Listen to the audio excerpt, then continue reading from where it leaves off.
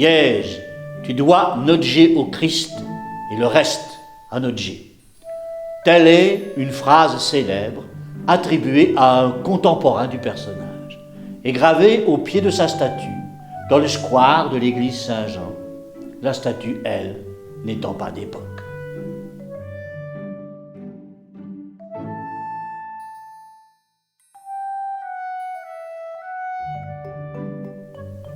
Nodje, Nodje, Nodje. Ce nom-là me dit quelque chose. Ah ben j'espère bien, c'est tout de même le personnage le plus important de l'histoire de Liège. Il ne peut pas être aussi important que notre Lambert, tombé sous les coups des gorilles d'un malfrat polygame. Oh bravo. Oh. Non mais c'est tout de même lui le créateur de la principauté. Lambert est un martyr, Nodje est un homme politique. Pas sûr que je vais l'aimer, ce gars-là. C'est un grand bonhomme, tu verras. Qui est ce Nodje dont tous les Liégeois ont entendu prononcer le nom à l'école? Eh bien, c'est tout simplement le fondateur de la principauté épiscopale, le premier prince-évêque. Avant, Liège était dirigé par un évêque qui n'était que évêque. Avec Nodje, l'évêque devient un prince de l'Empire germanique. Car contrairement à l'opinion générale, Liège n'est pas un pays latin, mais une dépendance germanique, même si le wallon est un dialecte roman.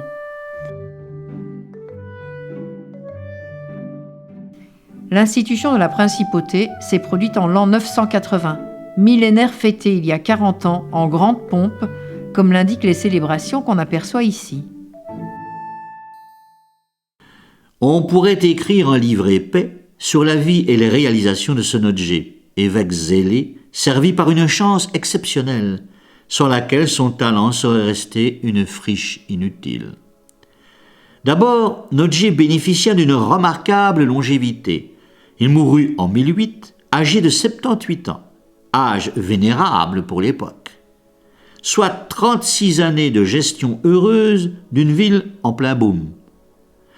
Ensuite, l'ambitieux fut servi par un contexte et des alliances qui facilitèrent ses entreprises, si bien qu'il fut le premier des 57 princes et évêques que compta notre cité. Tout converge vers lui, tout en part.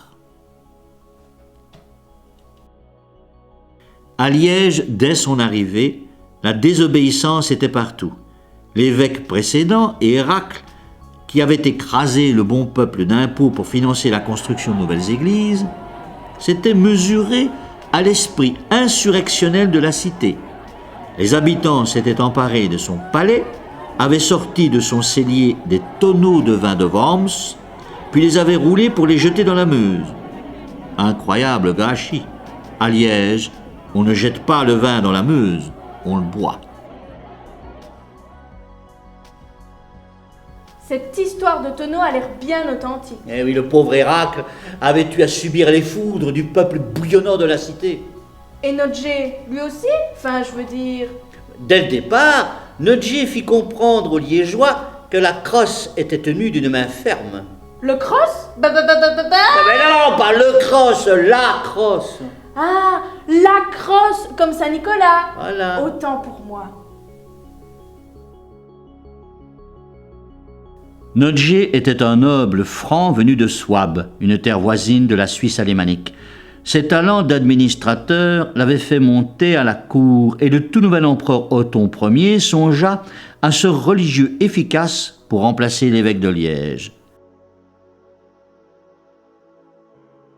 Cette nomination n'était nullement choquante. Liège était une terre relevant du Saint-Empire. En 980, il devenait prince-évêque, mais il lui fallut rapidement s'affranchir de la tutelle rapace des seigneurs voisins. En 987, il débarrassait la région des menaces que faisait peser le château haut perché de Chèvremont. Entreprise difficile si l'on songe à l'escarpement au-dessus duquel trônait cette forteresse. Aujourd'hui, une église se dresse sur le même piton rocheux. Une légende raconte qu'elle serait tombée grâce à un étonnant stratagème. Pendant le siège, Nodje se serait introduit dans le château sous le prétexte de venir baptiser le fils du seigneur. Mais sous les robes des moines, marchaient des guerriers armés jusqu'aux dents. Une fois à l'intérieur, ils se jetèrent sur la garnison et la massacrèrent. Le seigneur, cerné de tous côtés, préféra se jeter dans le vide depuis le rempart. Son épouse l'imita en se jetant dans le puits avec son bébé. Une histoire rendue crédible par les faibles effectifs de l'armée de Nodjé, environ 60 hommes, incapables de faire un siège en règle. Seule une ruse pouvait venir à bout de la forteresse.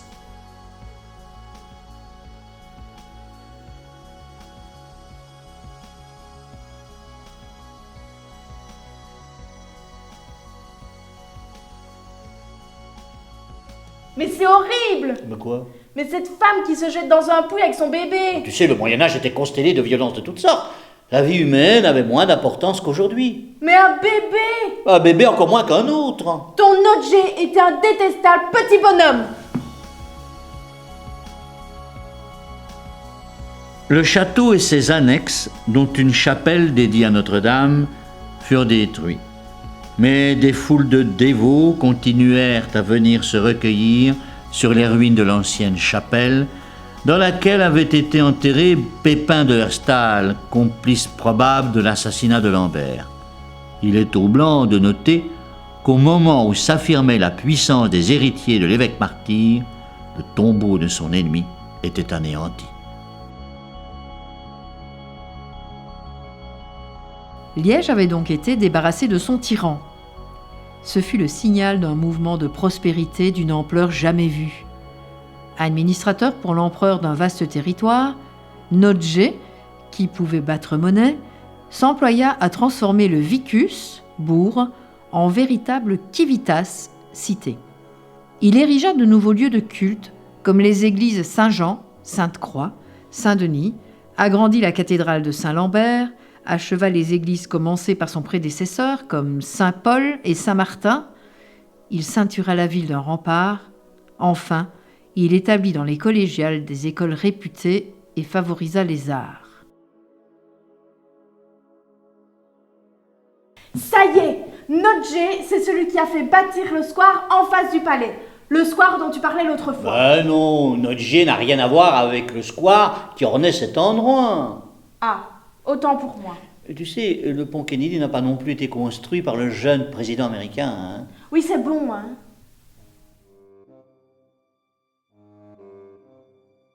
La vie bien remplie de Nodjé s'acheva le 10 avril 1008. Le corps du prince évêque fut porté en procession entre les églises qu'il avait créées.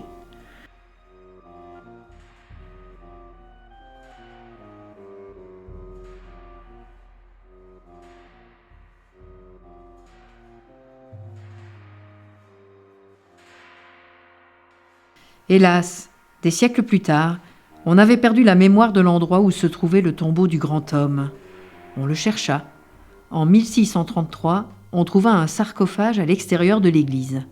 Des restes, rapidement authentifiés, furent placés dans une châsse de bois et suspendus par des chaînes de fer au plafond de la sacristie de l'église Saint-Jean. En 1794, au plus fort des émeutes révolutionnaires, des sans-culottes envahirent le lieu saint, renversèrent le sarcophage, répandant sur le sol ce qui restait de la dépouille. Un prêtre ramassa plus tard ces restes et les dissimula. En 1840, la dépouille reconstituée fut placée dans un coffre doré. Mais en 1902, une expertise aboutit à une non-authentification. Les ossements, déposés dans une châsse précieuse, sont tout de même conservés dans la sacristie de l'église Saint-Jean.